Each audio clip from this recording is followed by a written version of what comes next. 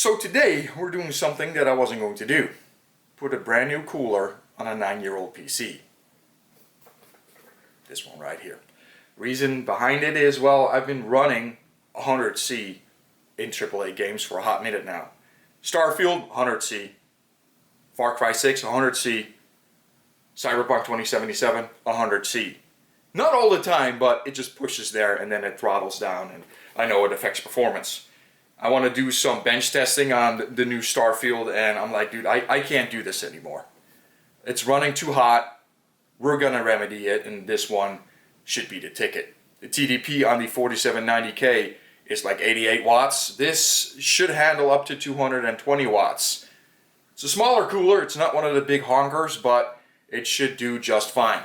So today we're going to be unboxing this, taking off the old cooler, putting this on, and also something else, because I've been running without a side panel for a hot minute, and for that I got a few of these. Let's get right to it. So this is the box right here. Very nice box. It has the specs on the back. You can pause and read them, but that doesn't really matter to me too much. Here we go. Let's open it up and see what's inside.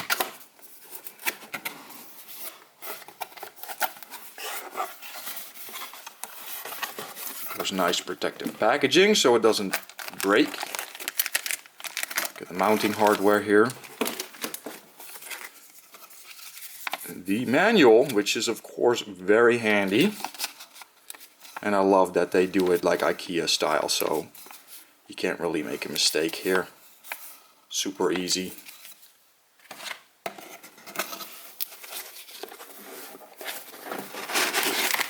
And under here we got the cooler itself.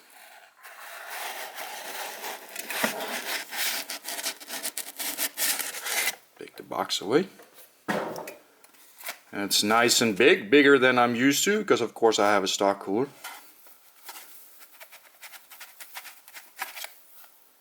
Oh, and I already took the plastic covering off. I need to put that back on, but you can see that it comes pre-applied with thermal paste, which is nice. That means I don't have to do it myself. I just have to remove the old thermal paste from the processor.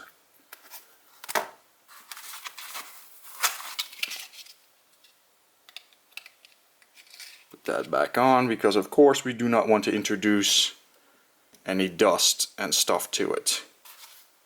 So this is what comes in the package, all laid out. Now if you look at it here, there's no extra fan clips. You can put a second fan on there. These are the AMD risers, these are the Intel risers. This is used all the time, and this is just for Intels. So since I have an Intel processor, I can already discard this stuff right here. So we're going to take that away and get rid of that. Since you know that I have an Intel processor, you now have to know which socket you use. Now I use socket 1150, and then you look in the manual and you see it right here. This is for 1150X and this one is for 1700. They both look different. So you got the round one for 1150X and the non-round one that kind of looks like a gear for the 1700.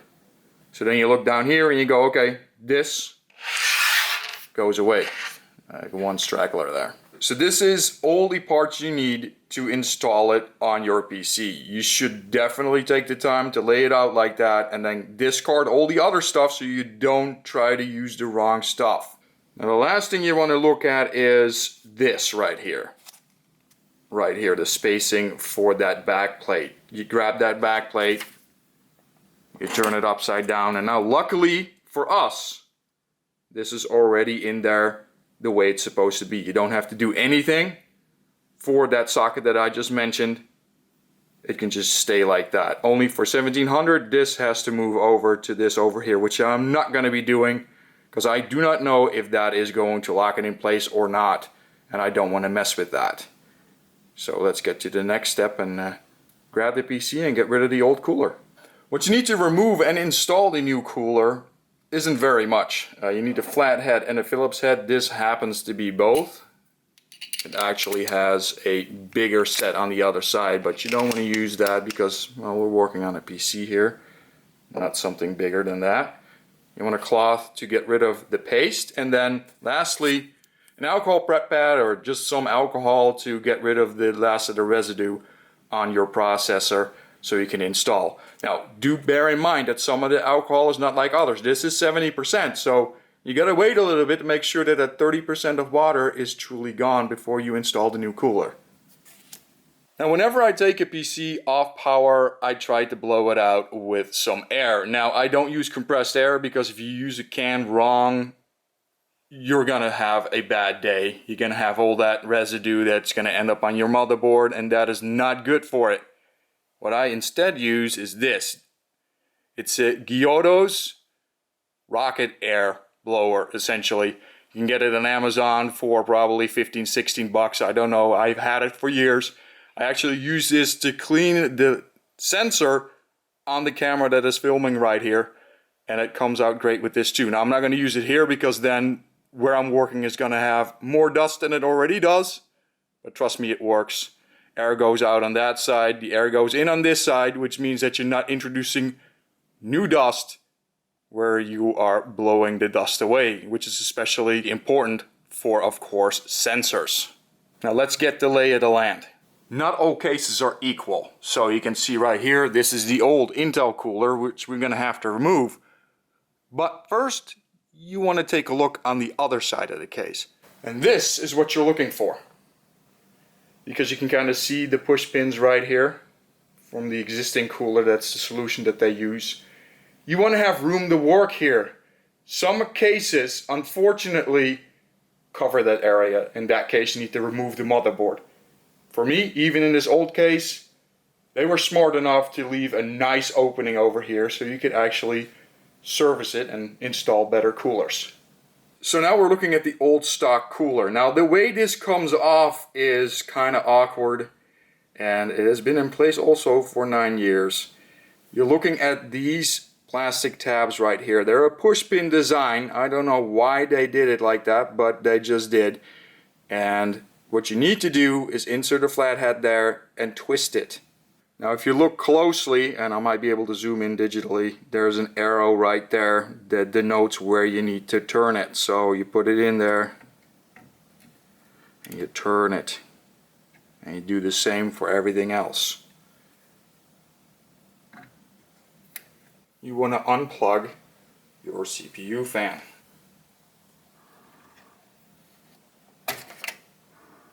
There we go, that's loose. Now you should be able to pull the push pins out.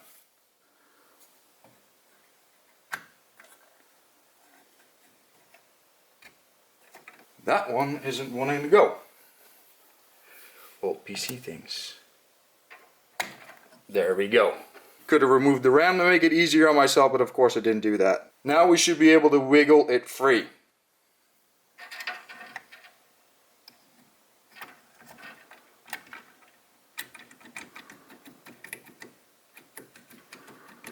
Looks like these are still engaged. Oh, there we go.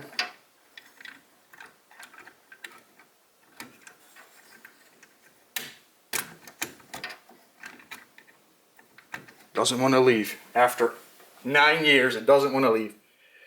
I'm sorry, buddy. You've been a soldier, but it's time to go. There we go. Yeah, that's not really paste anymore.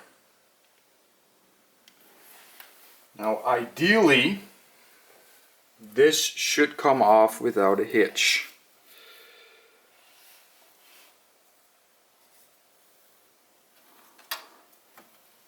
Let's see if I can get that last piece over here.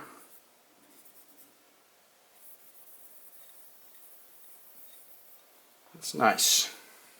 I am not doing this alcohol prep pad right now. I'm actually going to take the PC outside because I see a bunch of debris down there that I want to get out. So I'm just going to turn it upside down. Hopefully it falls out, and if not, then I'll use the little rocket over here to get rid of most of it before I clean it with the alcohol prep pad. Now when I look close at the processor, I can still see that there is some residue on it. So what I'm going to do is use this here, an alcohol prep pad, to clean that off with.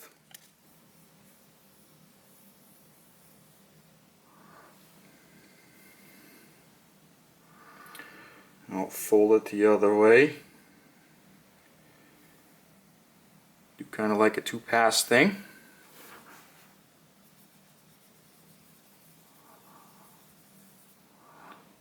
Now, like I mentioned earlier, this is 70%, so there's some water here. You want to make sure that it all evaporates before you do anything else. And I'm still seeing residue there, so I'm going to do that again. Grab myself a new pad, clean it off. As best I can. And then use this to give it like a final wipe, and that should be okay. I just wanted to take a nice quick closer look to the processor. You can see i7-4790K, that is so awesome. Now you might have seen this earlier. That's a piece of tape that I'm going to be removing. It used to have this sensor on it for the front readout. It would give you the CPU temperature, and it never really worked great anyway, so we're just going to keep this as a chassis temperature reader now. Shove it back in here and remove that, and probably clean it with some alcohol as well, because it looks kind of nappy. Wonder if this is going to take it off without getting stuck to it. God, that is not what I wanted to happen.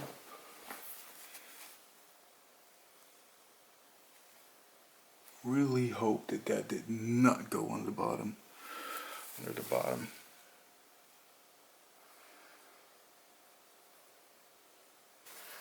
That might have been a capital mistake just now, but we'll continue on and just imagine that didn't happen.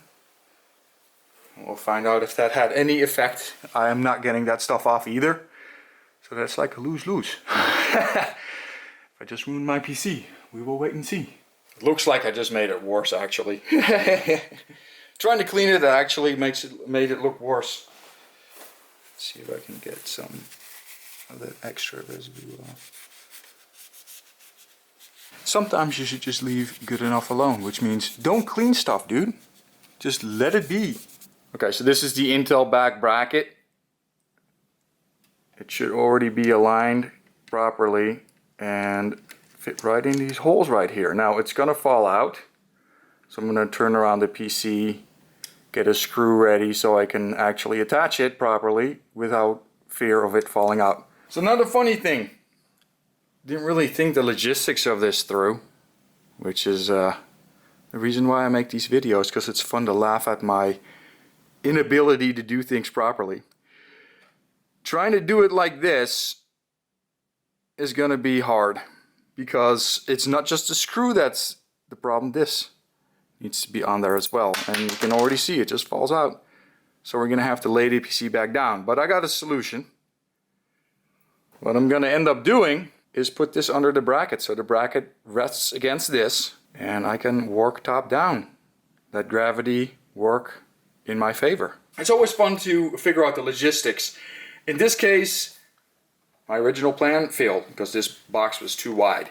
Then I tried a DVD box and it was too shallow. I ended up finding something that would prop it up perfectly, because as you can see, all the pins are available for me right now. And we can put the spacers on. Now you're going to make sure that you have the 1150 spacers. If you have the same processor as I do, which is an i7-4790K. So now we put the bracket on top and kind of align it with the screw holes right here as best we can.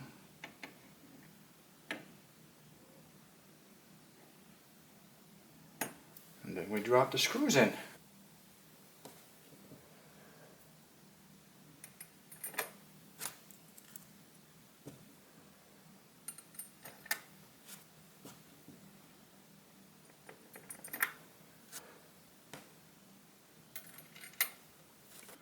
And then we transform our trusty 4-in-1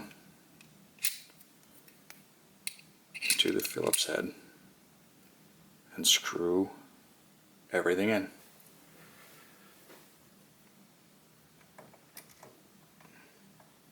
I like to use that cross pattern. This one, I don't know. And the camera decided to overheat. Let's see if this one goes in. Yep. And that should be that. Cooler can go on next.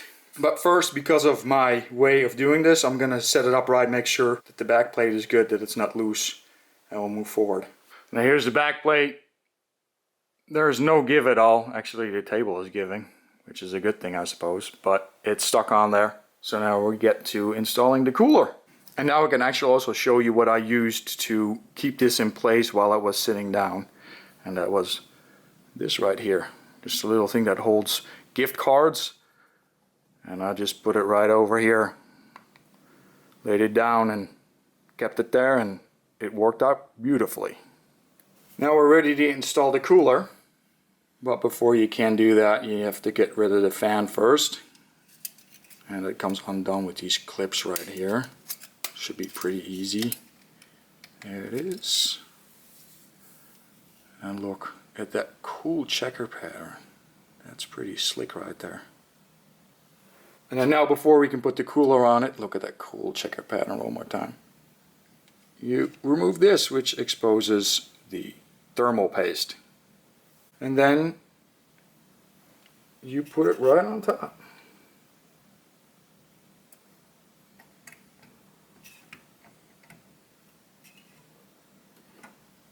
Now I got no clue if it's aligned properly. We will find out.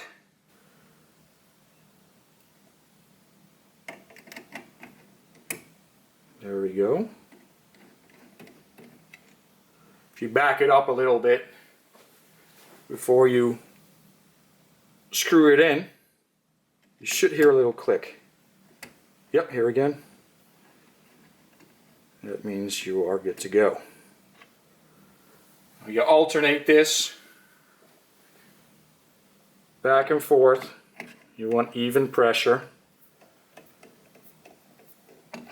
And you keep going till you can't no more.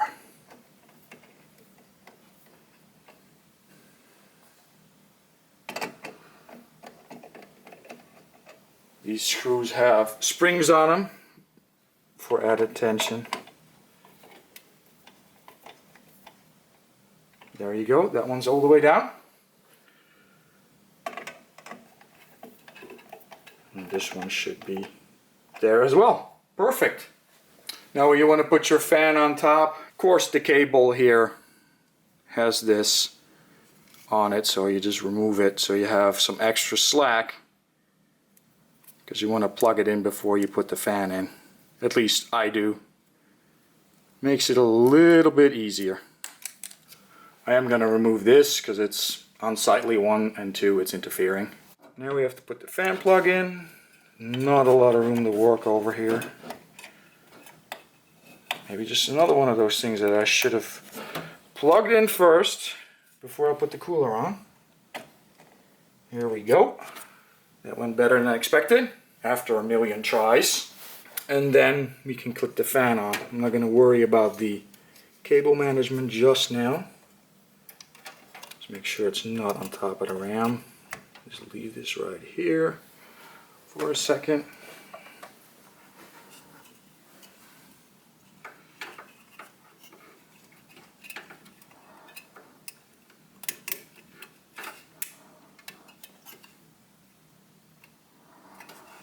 And that should work out just fine here. Can button the PC up and see if it boots. And the cool thing is you can actually see how it clears the RAM just about perfectly right here.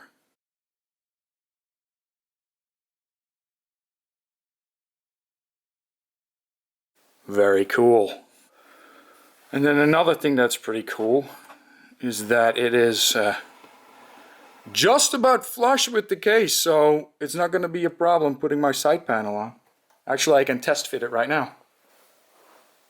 It even has kind of like a concave thing, so I could have had a bigger cooler, but that'll work out just fine. Of course, we're going to keep it open case because I don't have my new case fans installed yet. And then, fingers crossed, nothing.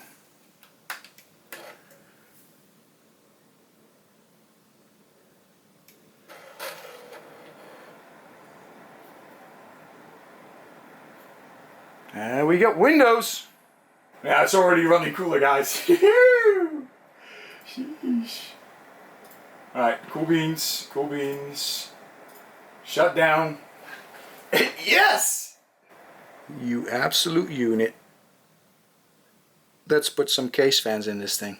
Now for case fans, you kind of got to get the lay of the land. How many fans does your case hold? Now this old Apivia case holds a grand total of 4 case fans. Now I opted to go with the following. These Pure Wings BeQuiet fans, because they didn't have any DeepCool fans in stock. So this 140mm is going to go on the front. And this 120 on the top over here. This one's going on the top over here. And then this one will slot right over here. So we have a grand total of 4 case fans. Incidentally, the same amount of fans that it originally had. Now I'm going handheld for this. Every motherboard is different, but this particular motherboard has room for 4 fans. And I'm trying to zoom in over here. This is where we previously plugged in the CPU fan, but there's another one available. And then next to the CPU fan on the other side is another 3-pin header for another fan. So what I want to try to do with that is power these 2 top ones with those. They're nice, they're the closest together, and that makes the most sense. Now then we have the back one over here, and that one is going to get powered by this one right here. It's in the middle, I don't know if you can see it, but there's a chassis fan 2 right there. It's also a 3-pin header that should fit. And then the last one, which is sitting right here, I loosened this up because I need to get to the screws up here. That one is going to be powered by this one right here. And that is actually a 4-pin header right there. So that should run the same RPMs as the processor. So if the processor ramps up, that fan should ramp up as well. So let's unbox this. BeQuiet, this is a 140mm fan. I'm going to assume that the 120 is going to have the same stuff in it. So I'm not going to open those up. The box, and it shows the noise levels and everything else. So let's open it up.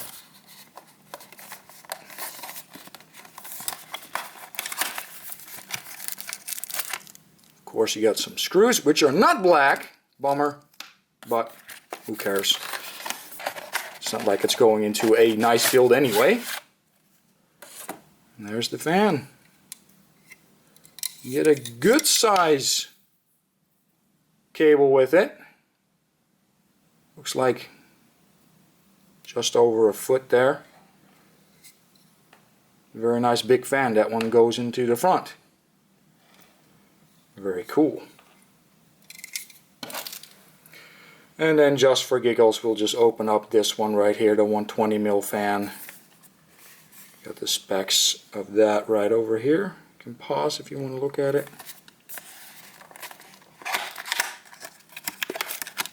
And it's the same silver screws.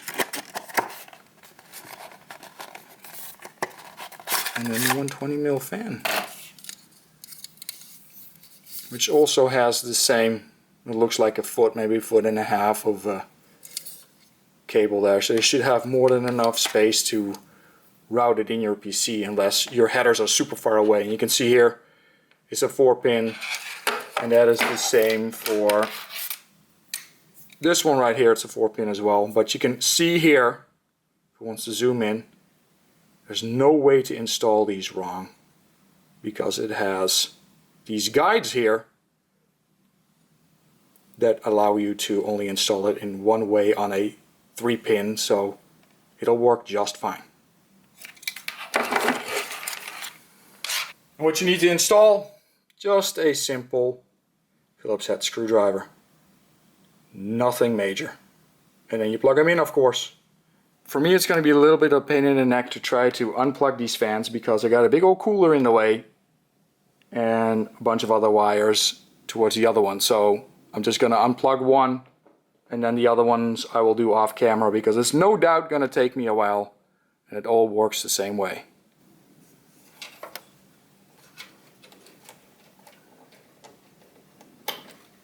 Here we go. We got that unplugged.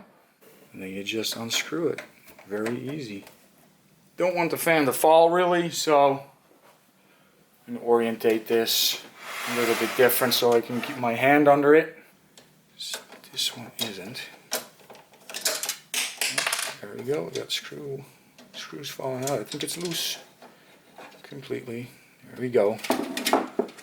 Look at all the dust. Accumulation from 9 years of computing. Now my wire was cable managed back here, so I'll have to get this one out. Put this on top, that should be no problem. It's kind of like stuck, of course.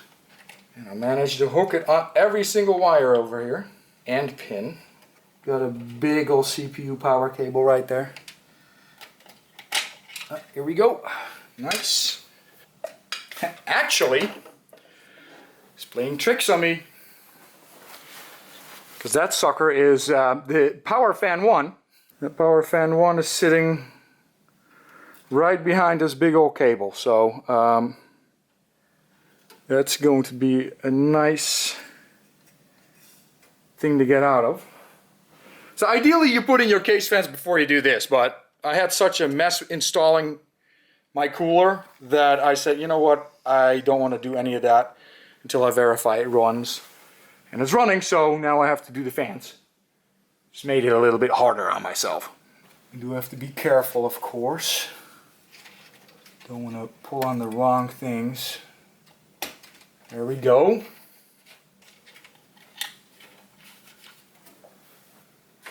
And now it can come out. Woo! Nice.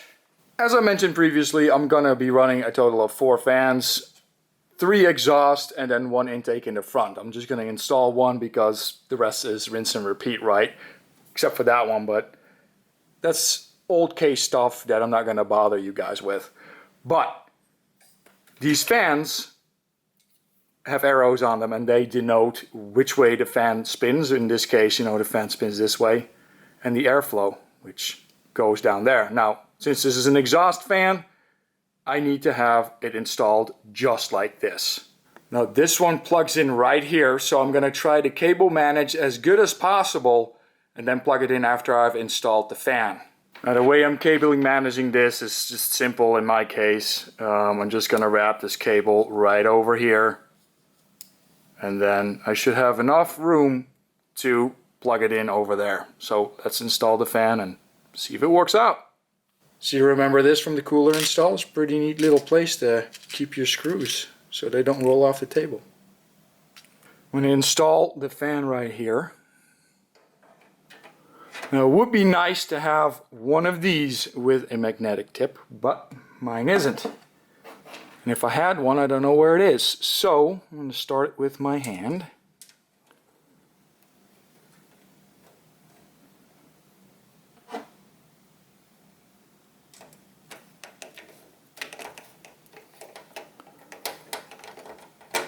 And that should hold it while I install the other ones.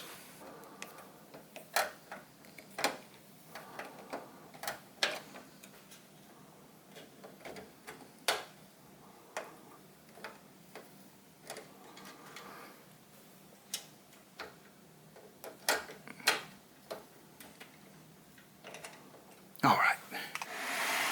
Turn this where it's a little bit more comfortable for me. You might not be able to see very well, but that's okay.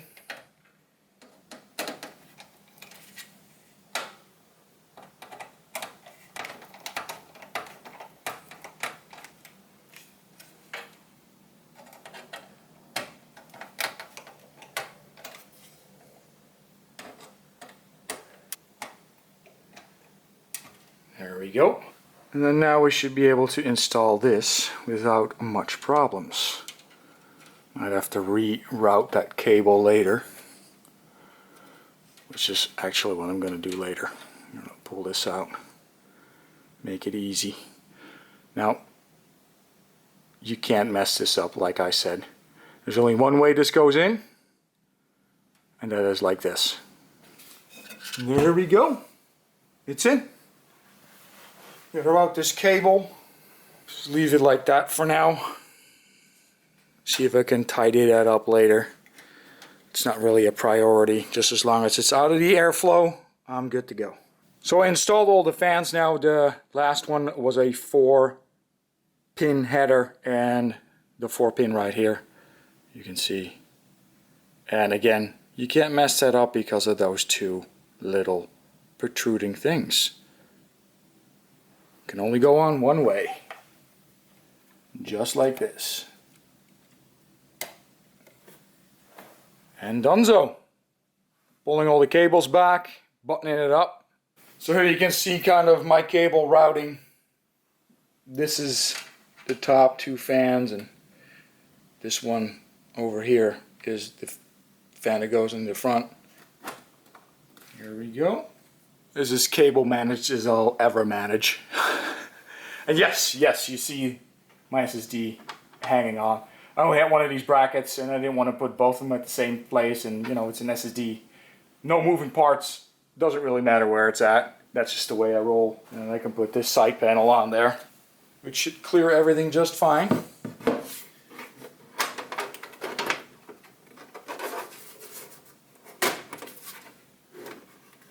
There we go. No thumb screw, so it'll just fall out when I walk around. But that is the case. Vintage 2014, baby. Let's power it up and see how loud she is. All right. Power on. Just gonna do that weird power cycle that these motherboards are known for. ASRock.